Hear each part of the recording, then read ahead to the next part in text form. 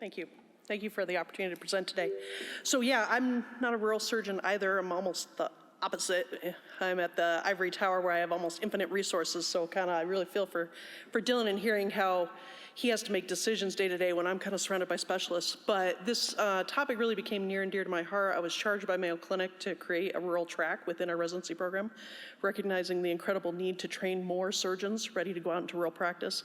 And then I'm also a part of a joint practice collaborative that Mayo Clinic has with our local rural surgeons, and I'll talk about that in a little bit here. I have no financial disclosures. One relationship disclosure, I do sit on the surgery RRC to the ACGME. I am not representing them today. I'll talk a little bit about what they're up to, but my comments are my own. So the background, we have a shortage of surgeons in rural and community areas. I'm not sure that means we aren't training enough surgeons in general. I think it just means we have saturated markets in some areas and we have a maldistribution of surgeons into the rural practices. And it's a dire need, and it's something we have to address. And really, I think there are a number of ways we can tackle this and try to fix this need. And so from my standpoint, as we built a rural track, we really looked at it from three different standpoints. One is recruitment. Once you get the right person into the program, you want to train them to have them be ready to tackle these sorts of problems. And then once you put them out into these practices, I think the last point I'll make is I think it behooves the big tertiary hospitals to support those practices and be part of the infrastructure to truly have a system of care. And I'll touch on all of those. There are community programs across the country who are really in tune to this. They are recruiting those types of students. They are training with that model in mind. The problem is there aren't enough of them, and we need more. So I'll start with recruitment. Who are you bringing into the program? This is a classic paper out of Wisconsin by Ben Jarman that really tried to understand who wants to go out into a rural practice, and they found some commonalities. And in general, it was individuals who came from a non-urban high school or college, had a significant other from a non-urban area. They completed some rural-based clerkship, so showed some evidence that they were interested in going out to that practice. And then, as you might have guessed, coming out of Wisconsin, hunts birds are large game, okay? So you like doing things from those practices. You know, if your passion is opera, you're probably not going to the middle of nowhere where there's never gonna be opera. So we're really looking for a very specific person who we're going to then train who will be interested in going into that type of practice. If you recruit a student who's grown up in Metro Chicago, it is unlikely that they're gonna end up wanting to go into rural Illinois even though they're in proximity to where they grew up. That's just not who's gonna be looking at those practices. And we can be thoughtful about how we do that recruitment. So we need to have really two different philosophies in recruitment. There are individuals we're gonna look to have some interest in going out into rural practice versus kind of the standard person I would recruit who has lots of papers and I expect them to want to go to another ivory tower. They're different individuals, and that's okay, and we should look at them differently. And really, those two recruitment processes are going to be in contradistinction to one another.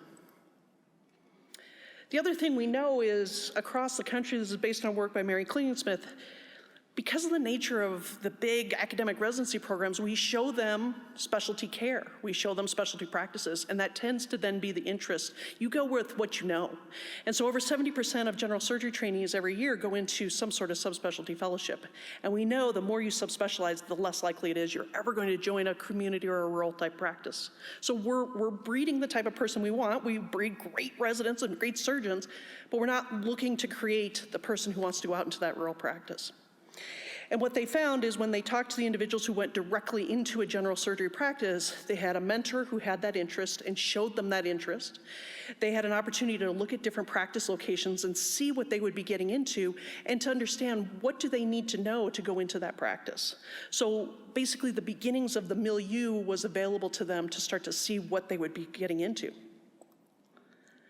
And so basically there's two ways to do this. For us, big academic center didn't have the infrastructure to train a rural surgeon, really.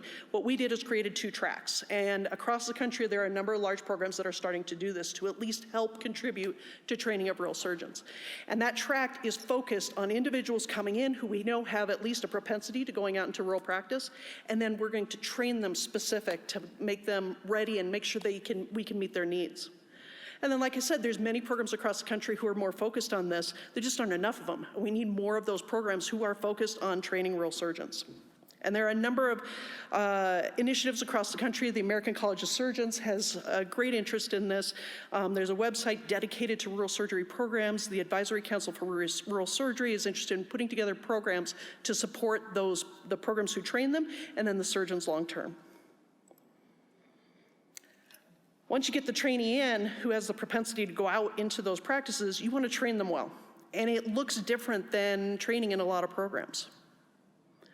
So according to the American Board of Surgery, these are the basics to train a general surgeon. It's 60 months of general surgery, plus a bunch of subspecialty rotations that you're required to have. And not to pick on transplant, but it includes a transplant rotation, which frankly is probably the last thing the rural surgeon needs. You need a couple other rotations instead of transplant, but we require it for a lot of reasons. You have to do 850 cases, most in bread and butter general surgery, and you do 50 colonoscopies and about 25 EGDs, which is okay, but we know our rural surgeons are often the surgical endoscopists or the endoscopists of an entire area. So they're doing a little bit of the stuff they're gonna do a lot of, and they're doing a whole lot of other specialty stuff. And meanwhile, there are no requirements for hysterectomies, C-sections, fracture reduction, burn, vasectomies, things that we know a rural surgeon's gonna do. And worse than that, if they're doing those cases in residency, they don't count toward that 850. They're specifically excluded. So we are creating a series of rules that keep us from truly training a rural surgeon. And for a lot of reasons, the American Board of Surgery is incredibly interested in helping to contribute to making better training programs. It's just there are realities, and we're trying to create sort of the perfect resident that meets all the rules, but we're missing out. So if you have a really good program that follows all the rules and does exactly what the American Board of Surgery says, it's very likely we've given them inadequate experience to enter right into a rural practice, unless somehow the program has met other needs and added other experiences. And so often grads don't feel ready. And that's one of the pressures that keeps somebody from jumping into a practice like this. Will I have a partner who will support me? How am I gonna develop these skills? So it's really important. For us, it was about expanding our case mix. And by doing so, what we did was we sent our trainees out into rural practices to pick up the extra endoscopy and the vasectomies and the other things. I can send my resident over to urology and let them do vasectomies with the surgical specialist. You're missing the point of it. What I want to do is show them the practice and show them what they would be getting out of it and help them understand and make them want to join that sort of practice. So I think it's two pieces. It's getting a broader case mix, but it's also really showing trainees what's out there and what's available in the world for them.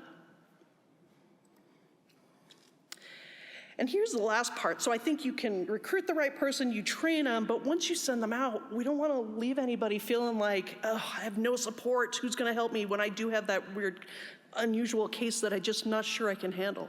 And so it's support of the rural practice. You know, here's the jack of all trades. Here's our rural surgeon covering literally everything.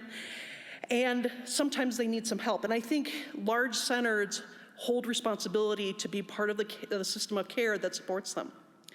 So increasingly across the country, there are collaborative practices growing, and the idea is to support the infrastructure for these practices. You give the surgeons opportunities to call and get advice from somebody they've met before.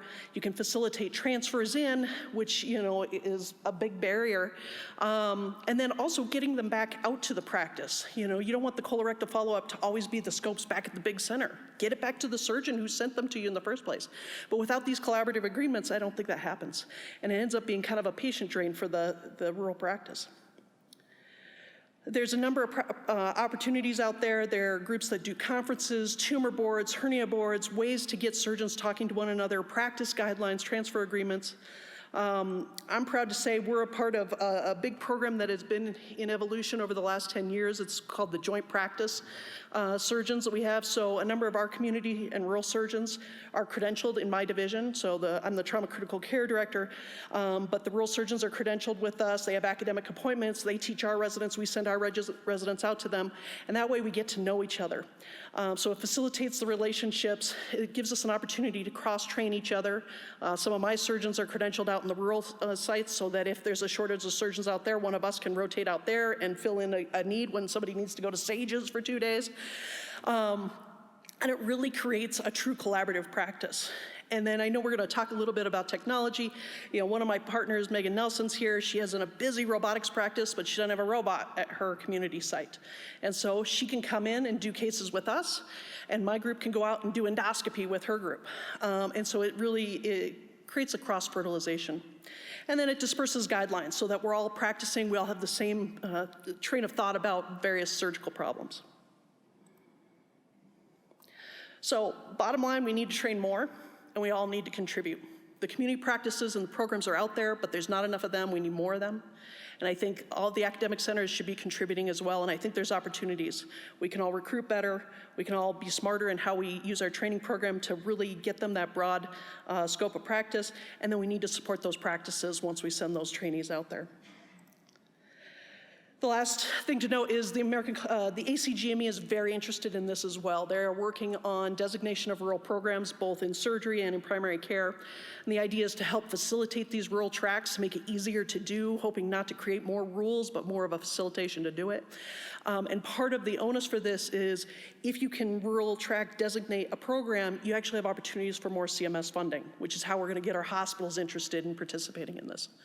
So I think the future is bright. I think we all have a part to play in this, and I think it's something we can get done. Thanks.